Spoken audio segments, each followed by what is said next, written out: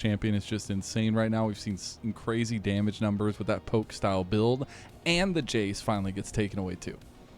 I think we've only had the one game of Jace so far where he's actually slipped through the ban phase, and, you know, I think understandably so. This pick is really scary ever since they made him a disgusting jungler, for lack of a better term, as now back and forthing. And deciding actually no Azir. I did kind of allude to Azir being one of the main picks on the patch, but you were giving away a little bit of an answer there. You can just slam Ziggs into it. We've seen Syndra as another potential answer. True. Talia is probably the one I expect Care to lean towards, a bit more of his preferred champion, and can pair up with an AD jungler to give Guwon a bit of a better time in that matchup. The Aphelios, you know, he's really good. He's really good right now. He's really good. Really good. I do love, though, if we're going to get that kind of dueling mobile mids coming through, as we do have a very proactive jungle for Guwon in the J4. I don't love that. I don't love that here. You see a super mobile mid, and the enemy has not picked ADC, and you slam Jarvan this early? That's a really weird read to me. Yeah. I think that the way you phrased it of a proactive jungler is the only way that I see this being like a really good thing. Because you need to be going for some tricky pathing, jumping over Dragon Pits level 2, stealing enemy camps, finding them early ganks, and snowballing away the game. Because otherwise, I don't know, I think that picking it this early, we see paired up with the Yanara on the other side, the Azir, neither of them are going to get caged like for more than a few seconds. I really love the teamfight tools already picked in for EDG. We get the Aurelion Soul for Care. This is a throwback as well. Oh my god. Okay. Yeah. Not on the radar, not gonna lie. wasn't ready for the Aurelion Soul pickup. There were a lot of various buffs to tier itemization, but I'll be completely frank. What do you think his win rate is? I would fathom 52%, but I can firmly 75%. But he's only got 4 games. So. Oh, Care specific. That makes sense. I thought you were talking about the champion on the patch. No, I was like, no, I don't know. No. Even then, I probably wouldn't have guessed it. So cool, we got a pocket pick that I was not aware of, and also was not even aware it was good on this patch. So exciting. Probably. I guess we're gonna learn together. Yeah. Learn together. We're in the second phase already, though. Some very particular focuses already. That support pool going to be banned away, at least from the EDG side of things. They're focusing on that Thresh, the Gnar as well. That focus towards the top lane pool for NIP.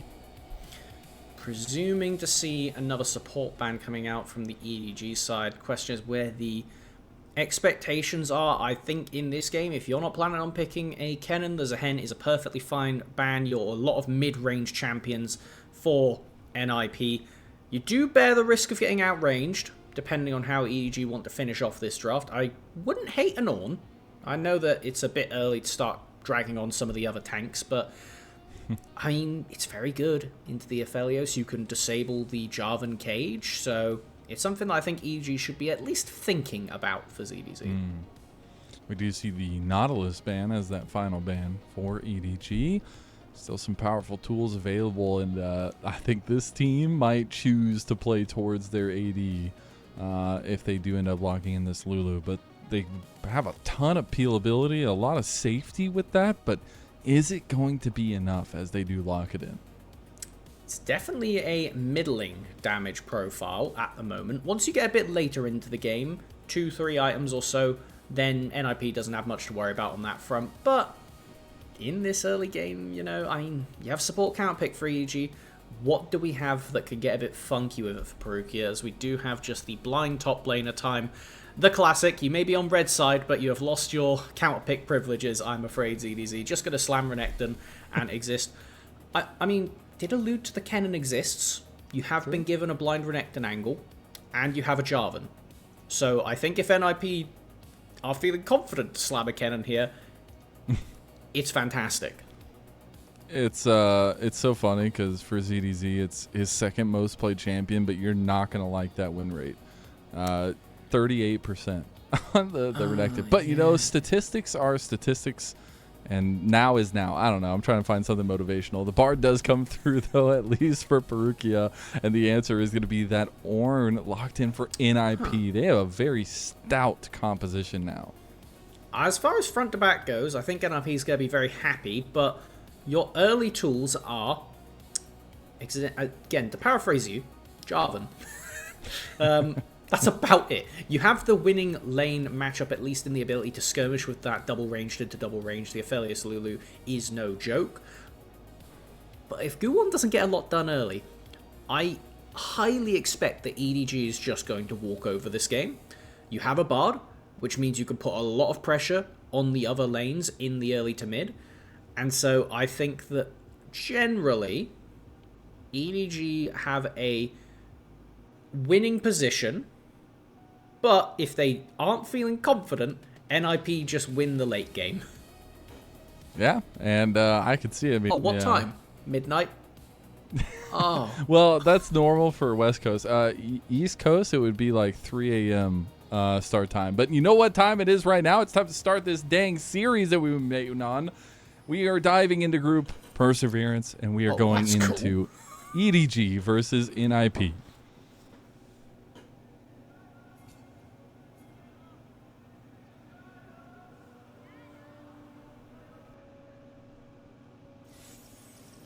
You know, they aren't bringing out the state fair crowds, but they're bringing out some crowds. All right, diehard fans in there. I was really waiting for a like. There was a small one, tiny gyro. All right, do we see any runes here that pique your fancy, sir? Nothing that's really odd that I was able to glimpse, at least. It was gone quite quickly, but I didn't see anything that made me go, "Oh yeah, that's out of character." We do have very standard bit of trading pattern in the bot lane when you have 4 ranged champions. It is get an auto attack on the minion, alternate between the champion. Who can get the minion wave in first, because it's that fight for level 2 that makes all the difference. So far, I would say rarely, we haven't seen a heal burnt for tempo in the first level. So it looks like now it is just the rapid fire, who could get to it first and who can then, in Aphelios' case, unlock an ability, but for everybody else, get their second ability and truly become a skirmishing monster. And, you know, we have a little bit of time, so I'm going to talk about ADC, because I'm an ADC myself. I am not going to lie, I think Yunara is kind of a bait. And I know we've seen Yunaras have, like, really good ramp-up in team fights, but I feel like anytime you have to be close in this meta when top lane is level 20 in most games, or 19 or 18 very early, and you have to step up to that kind of positioning, I feel like it can be so hard to deal with. And maybe if you get an early kill, it changes all of that here. As Assum gonna have to flash, still about to get 3 talons struck, and gets killed with that beautiful strike from Xiaohao with the first blood for EDG. I'm really impressed that they didn't just turn to kill Lulu instead, but no, complete persistence and incredible from Xiaohao going down and swing this bot lane matchup. Will we see counter swing from Guwon? No, I play a little bit of ADC, but I'm pretty sure if I am Awesome. This is a hell lane state, correct? Yes, I would say I'm not happy. I'm not happy. That's one thing to know about. But we'll see if that scaling ends up coming online for NIP, because now it does feel like a little bit of that momentum going the way of EDG. NIP going to try to get a little bit of back with Guwon going for an invade. That's a very zealous invade, though. I like the punchback here from EDG to protect the jungler as, yeah, this is the Aurelion Soul gameplay pattern of if somebody doesn't have a tool to interrupt you or dash away, you can fly at them and just layer a lot of early damage. It is incredibly taxing on your mana pool, though.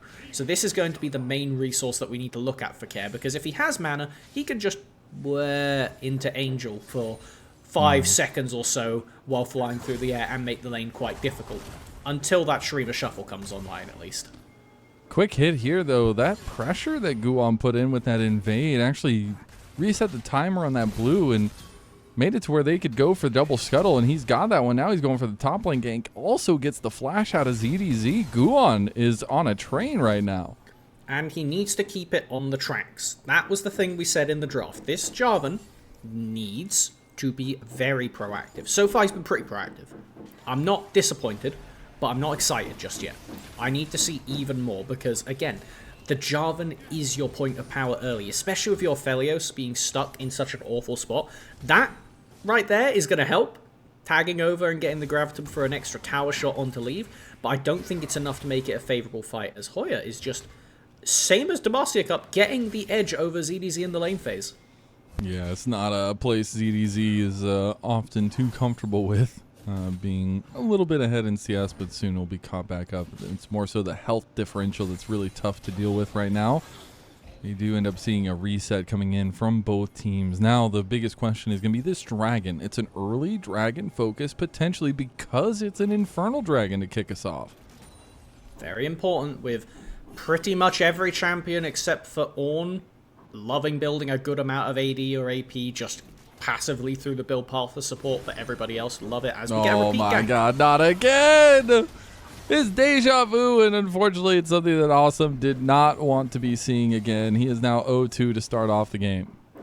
And I don't think the lane state gets any better. It looks like EDG are going to take a savage reset here, with potential for Guwon to fix the wave, but at the end of the day, the best case scenario is you push the wave in and Leave still gets all the CS, so it's not even that great, as Dragon is being walked past, not actually acknowledged by either team, as it looks like Assum is heading the wrong way. He, thought they were maybe doing a lane swap. I don't know.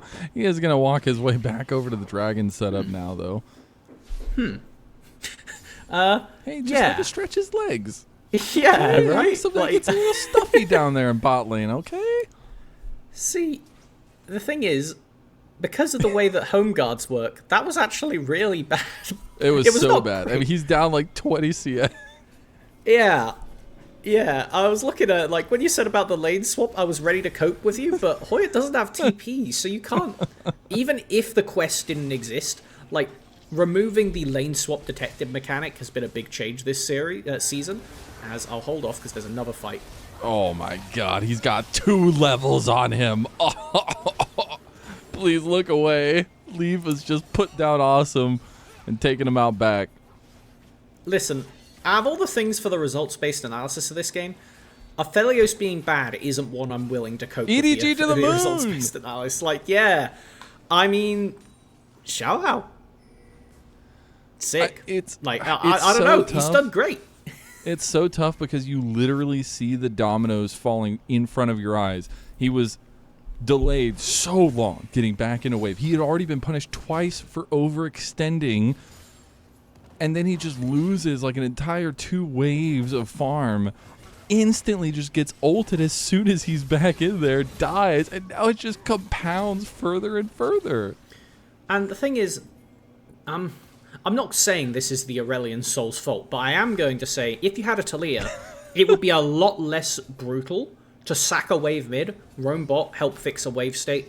You know, it's not good. It's already a bad spot. And it's definitely not the scaling comp's fault for being in the bad spot, but having a few less scaling tools around the map would give a very reasonable, still difficult, way for NIP to fight their way back into this game. But with 2 kills worth of gold in the pocket of Leave, and 2 actual kills in Xiaohao's pocket, I think that EDG have all they need to turn this into a stomp. That's the best well put. Ornn and Aurelion Soul should not be having massive team fight impact for the hot minute. It looks like NIP are actually just going to sack everything, go for grubs with bot lane, and hopefully try and get some kind of recovery kill on the top here. I don't think it'll work, personally. Alright, they were going to start up or help with the grubs at least, decide to go for this top lane instead. Only the dragon secured finally, pretty late, by EDG on the other side of the map, but I feel like they are going to be extremely happy with the way that this game has gone so far for them. The 3 grubs is nothing to scoff at, and there will be the TP towards this bot side by Hoya. Leaves gonna... In what day and age have we ever seen a bot laner is the one that's proxying? Wow. I think it's just correct. Like, what's Hoya meant to do? Sacrifice 2? He's a top laner. He knows this game. I can't walk back there. Otherwise, I drop 2 minion waves. If I get a kill, you've still got a wave. Like, this isn't even that favored. So, yeah, I mean, really nice play from Leave is going to go out with an incredible lead. And I think this is the correct move. EDG should not be matching this swap, and yeah, I think they call NIP's bluff. They do it once to get the grubs guaranteed by having the bot pressure up there, but damn, do I wish we could see bot laner quests. I'm going to be trying to keep my eye for when Leaf finishes relative to Assum, because it is probably double the quest progress at least at this point. Already knocked down 2 plates in the EDG bot tower, or for the EDG Still has almost 2 full levels on his counterpart, which is just insane. And Alk will be very happy somewhere in the LPL Nether with how Leave is doing. He's a big Leave fan, big Leave stan at least. But I do really want to highlight that, you know, this guy is meant to be a carry. He was meant to be the big carry for EDG, as we get a flash play in mid lane by Care. It'll be EDG playing strong, but Leave came through the developmental cycle of EDG. He came into this team and tried to make a mark, and unfortunately it just didn't work out. And at least now in this second series, he's looking pretty refined now, as we see an all-in on top side go a little bit awry. That will be the Dominus pop. Liking his odds for round 2 with EDG at least, as right now already got a Kraken Slayer at 10 minutes. Disgusting. Yeah, that's not it. That is not it. He's about to get. That's the thing I feel like is so sneaky about ADCs, is they just get like a random, not random, but giant pop of gold. And especially when you go Cole, all of a sudden you're like almost to your second item once you finish your quest and once you get the Cole pop and everything like that. I think you're spot on. By the time he finishes this Cole, it looks like once again being gifted these bot lane plates, as I would not be surprised if Leave kills this tower, and by the time he's done, he's already got fully completed shoes and a Zeal or whatever the hell he wants, honestly, because this is Leave's game to lose at this point. NIP are sending everything they can to just desperation grab some plates top lane. This is a dangerous TP. It's bold for sure. They're going to make a play on mid lane as well. Angel just jumps straight onto Care. Care gets at least 1 CC chain there, but gets stopped by the Tempered Fate right in the middle of his dive. And Angel's just going to poke and prod the dragon, and that'll be a nice kill for EDG in mid lane. Meanwhile, we had Chaos in the top side of the map. Xiaohao still alive. They did end up losing ZDZ, but awesome. He's going to try to dodge out. Can't do it. Parukia sends him on his way. And it's still an almost 5,000 gold lead for EDG. A trade of top laners is the best thing that you could hope for as NIP. Sending in Renekton first does get absolutely bounce castled, but still gets out and forces Guwon to flash ult. Wow. And the half bar that comes down onto Assum and then being pushed back, really nice from Xiaohao. I think the Xin Zhao game, one of them that he played in the Demacia Cup, was probably some of the most impressive Xin I've seen in a hot minute, and reprising it there, keeping the bot lane under tower, and now it's a 5k gold lead. It's a 5k gold lead. Leave has his quest. I'm pretty sure he completed it like right after that fight or so. So that was like maybe 11:30, maybe 12 minutes at the latest that he's completed his quest, which might be the fact. I haven't been keeping up with, you know, LCK as much. Might be the fastest quest completion in the world right now.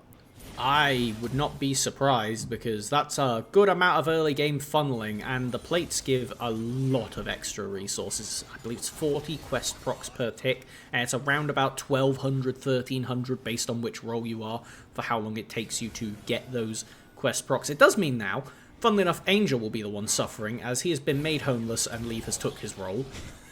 So it's going to be a little bit longer before the mid laner of EDG gets it. What the hell? Oh my god. Yep, got the Zeal and completed shoes.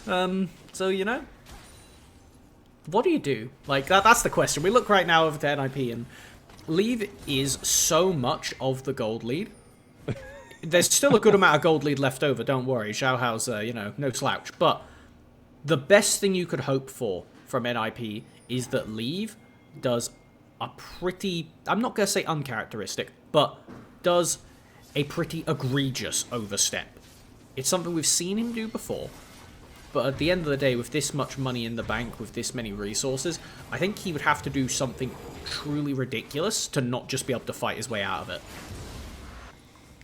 Now the dragon goes down to the might of Edward Gaming. We'll be on first item spikes for everybody at this point. We also got the Vandal Pipes there. for Parukia. I think one of the most undersung items in the new patch.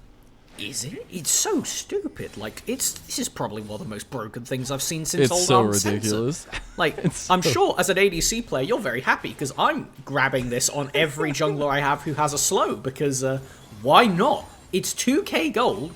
It gives you health. It gives you armor. It gives you MR. It basically just took the old Unending Despair build path. It makes the stats a little bit lower. But the most ridiculous part is for a 2,000 gold item, every time you slow or immobilize, aka Bard auto-attacking with charms, you give movement speed to yourself and attack speed 20% to everybody. If you're proccing this and buffing the entire team, it's about 4k worth of gold in stats for 2,000 gold. Which is just crazy. Absolutely must buy. If you can physically build it on support, you must build it. I appreciate that. And, you know, if you want to terrorize solo queue, go Ashe and build it. And then it's ridiculous. But we do have second item already completed, and especially for Leave, that's a massive spike on the Yunara with those crits coming through after you activate your ultimate.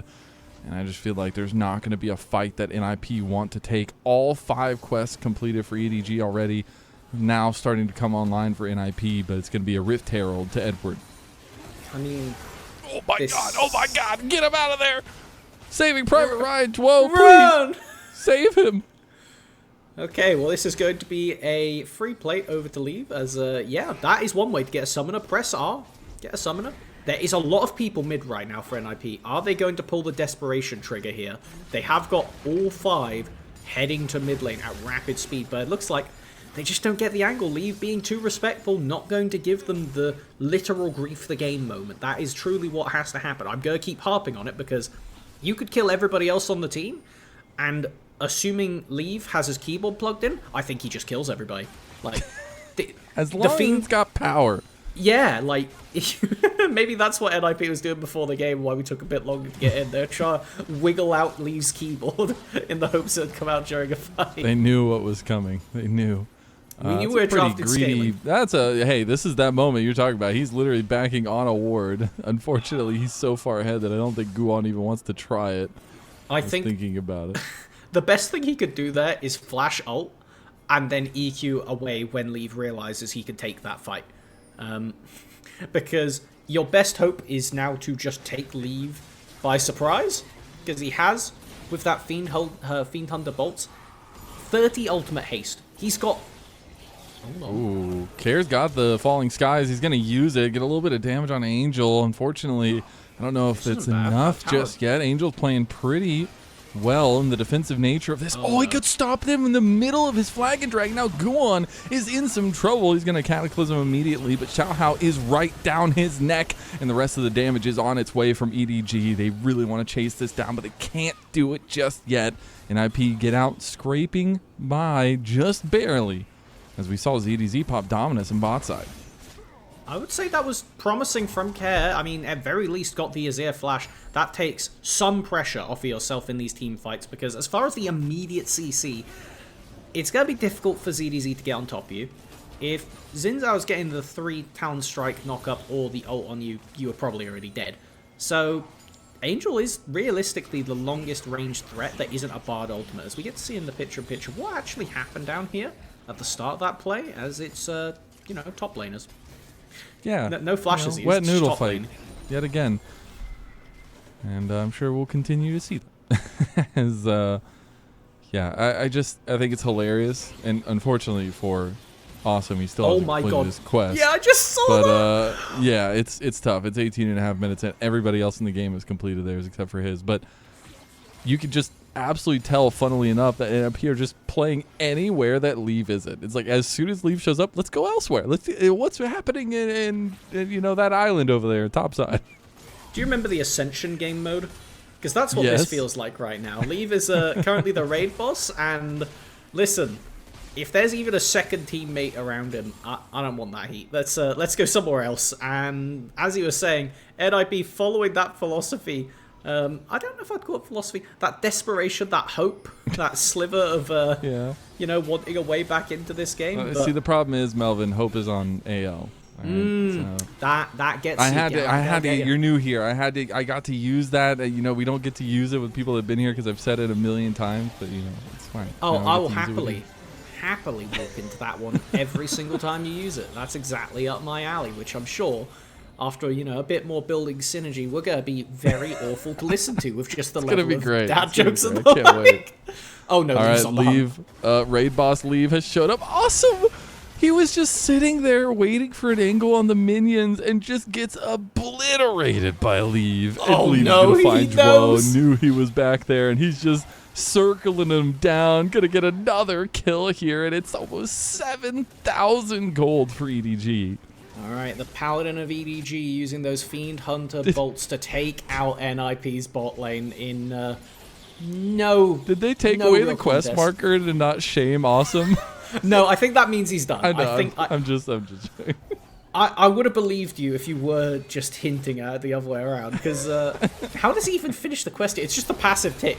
He actually finished the quest only off of the passive generation. Incredible. There's a play happening picture in picture. It doesn't look good. Ooh, ZDZ gets the comet dropped on his head. It will go down.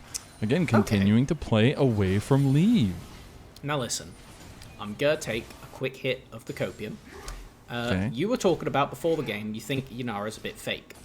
I think most ADCs with 4k gold in their pocket, regardless how fake they are, is good. I think Soraka ADC would be doing decent work right now.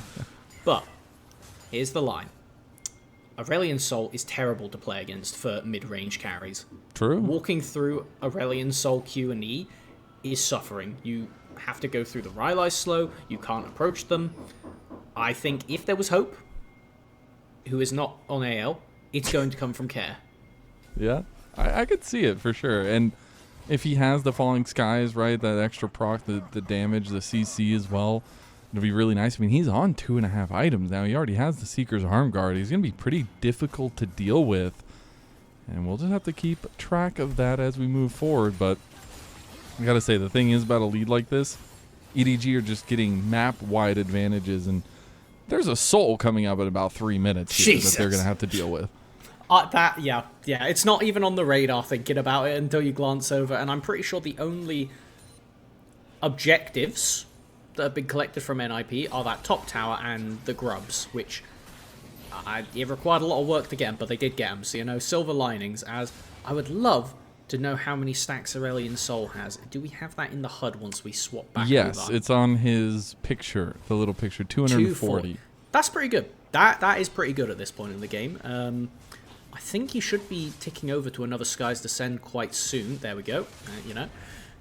Gifted. There you go. No, but it's a way back into it, right? Like that. I tell a lie. It's the way back into it.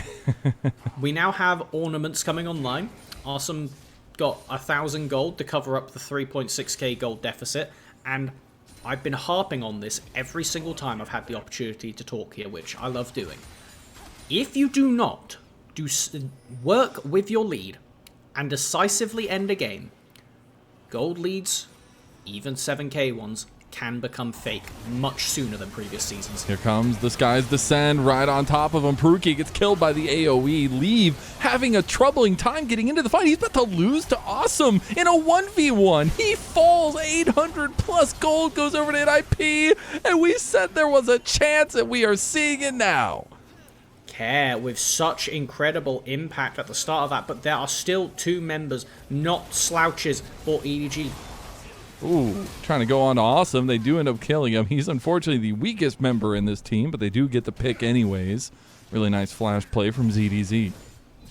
And now with 55 seconds on the Ocean Soul spawn for EDG, Baron on the table, it's time to look at those summoners that just got blown. Let's take a look how this started off. It was Hoya getting the double knock-up, followed by another with the Wombo combo off the back of the Aurelion Soul. The Xin does cancel the fly in, but the reset off the kill allows Care to continue to get that work, which is my favourite way to talk about Aurelion Soul. As awesome, I don't even know how you managed to do that, if I'm honest. This is just, Aphelios is broken. Aphelios things.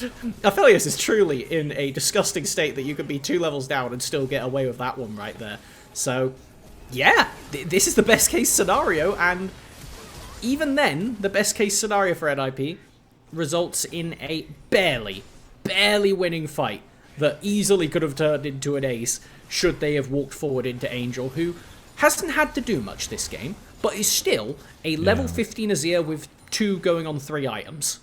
Unfortunately, NIP don't have much time to rest on their haunches. Dragon's Soul is on the board for EDG. They're going to start it up. They have a beautiful flank here from ZDZ. He has not been spotted out yet. They have no idea. Guwon's going to walk straight in. Dominus has been popped. He's going to use the slice and dice to get away from the falling skies. A lot of damage coming in from Care, but there's more coming from ADG as Hoya has to flash away from Angel. And that's the Ocean Soul going to EDG. The only member that matters even for NIP is Dead Care. This would have to be a Smite Fumble of all time to get this. Nope, 1400, that's enough. You know, the Execute could have done something if you forgot how much Smite damage does nowadays, but Xiaohao, better than that, is now going to be able to set up for what will be an incredibly quick Baron. I know we made this objective more durable in the preseason, but level 15 Azir, level 15 Yunara, I don't think that's going to make much of a difference. If you give even a moment to EDG, then they're just going to grab it. So NIP need to play, I don't know how, but more respectful than they were. Yeah, Leave is 3 levels up on Awesome, and it's a little something. I mean, obviously, we've talked so much about Leave coming back to EDG, but you've got to also remember he was literally on NIP last year with that Doonby roster, so you know, having this kind of advantage in the first game of a series is going to feel real good against your old org.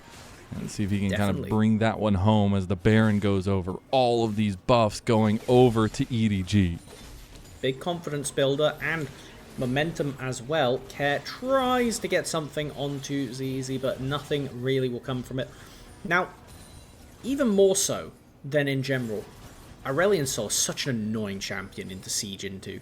Of all the mages that exist in the game, the fact that he could just hold the minion wave outside of tower range slows down these pushes quite a lot. So I do like that EDG are actually making sure to get something done before basing. And they're actually going to immediately rotate over to mid. We do have Care picking up the full stopwatch though, so they are able to go in a bit more aggressively. Tries to get the CC chain onto Awesome, can't find it. Zhuo, he's caught by Xiaohao. Xiaohao should be able to just 1v1 him. Hoya locked down as well. You see how much damage that they're doing to this tank, this frontliner. And EDG barrel down yet another turret. Xiaohao, I think, honestly, making a very reasonable case to be the MVP of this game. Completely zoning off the Jarvan. And, again, how do you get back in this game as NIP? Wombo combo. Scaling, you know? Hit everything. The Jarvan ult into an Ornn ult, into the Aurelion Sol ult, and suddenly your gold lead doesn't matter because that's enough damage to kill anybody. And recognizing that, and then looking for Jarvan, knowing you just came in from the top side, so it is most likely Guwon will be fishing down here. Excellent presence of mind from the EDG jungler. A little bit of hesitancy from NIP to go clear out that wave just in case there was a collapse from EDG. But now, I mean, you thought the timer to wait for the Ocean Soul was a difficult timer for NIP to deal with. They've got 3.5 minutes to figure out how they're going to deal with an Elder Dragon fight. Honestly, winnable. I think that's the way you got to look at it. If you can survive this Baron push, suddenly a 3-IM ADC isn't massively different to a 4-IM ADC in terms of damage output. An Aurelion Sol, who should have Sky's Descend prepped by that point, is going to be very scary. You've got to keep these towers alive, though. That gives you life in this game. Oh, they got the Ornn Horn coming through. Xiaohao very low, but they haven't been able to take down the damage dealers yet. All of these tools have been used, and Lead hasn't even joined the fight yet. Awesome's already down, and that just means the defense will not be there. EDG going to look to mid lane now, too. Xiaohao, that was incredible. This is not jungle propaganda. Give this man the MVP. That was disgusting. Assum just went from 100% HP to dead in an instant. I think that, honestly, might be enough to end the game off of, because now, going to be able to knock down at least 2 inhibs, minion wave supporting in from the third lane if they want to go for it. Baron. Oh my god, they're just going for it. you brought it up. They need to live through this Baron buff, but unfortunately they're being squeezed for everything they've got in this game number 1.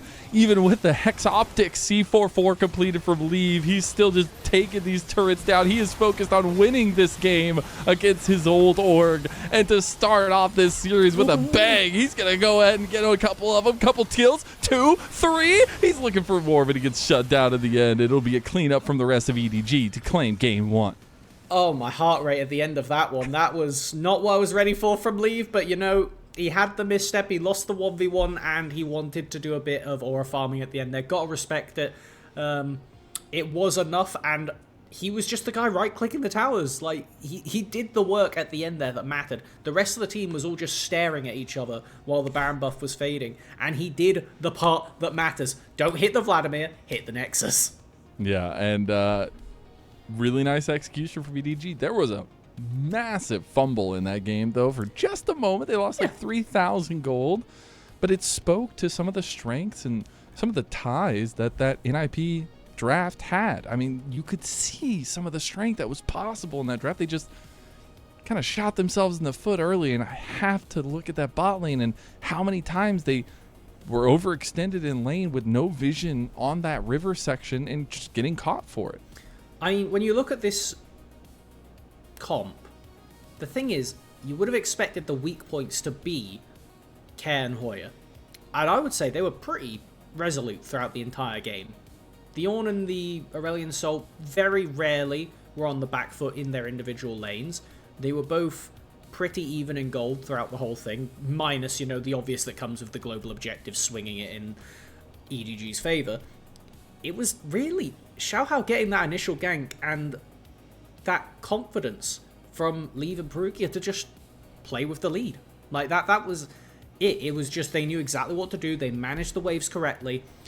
They identified NIP's one strong place in this game is the bottom lane. This is the one place that we can shut down early and remove that bridge into mid-game that the NIP roster needed for this comp to work. If you get to play one dragon fight and steal one dragon away, suddenly 5 more minutes, this game is completely playable. But alas, EDG, bar the one thing you said, a very clean execution to walk away with this one.